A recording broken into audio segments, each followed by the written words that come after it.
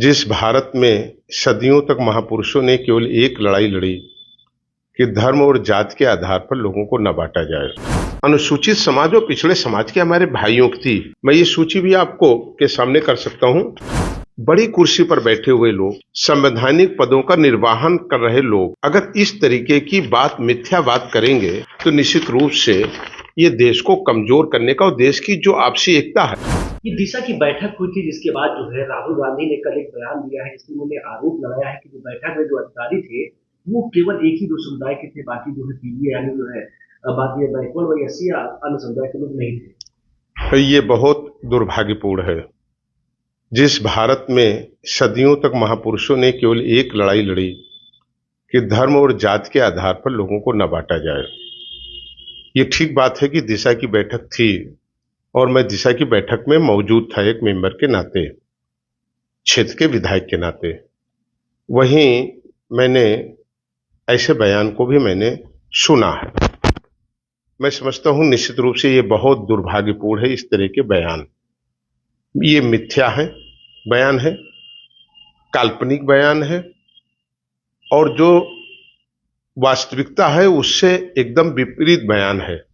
अगर हम सवाल करें आज कि जो दिशा की बैठक में मौजूद थे लोग, उसमें रंजना चौधरी जी जो अनुसूचित समाज से आती हैं, सद्गुण सोनकर जी जो अनुसूचित समाज के भाई हैं, श्याम सुंदर भारती जी जो अनुसूचित समाज से आते हैं, राहुल राजपूत जो हमारे पिछड़े समाज के भाई हैं, शिवराम रावत जी जो हमारे दलित समाज के भाई हैं, श्रीमती सविता मौर्य जो कि पिछड़ी जात से आती हैं, श्रीमती सत्यभामा पिछड़ी समाज से आती हैं, राकेश कुमार पासवान जो पिछड़ी जात से आते हैं।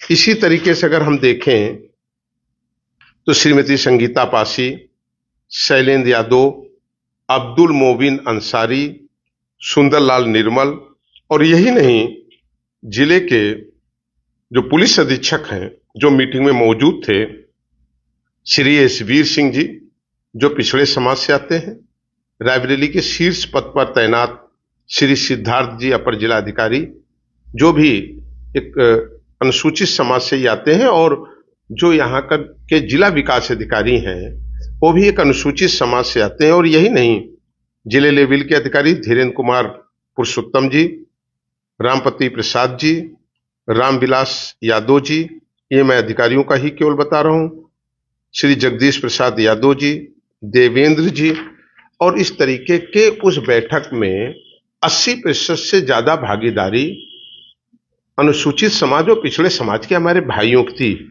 मैं ये सूची भी आपको के सामने कर सकता हूं।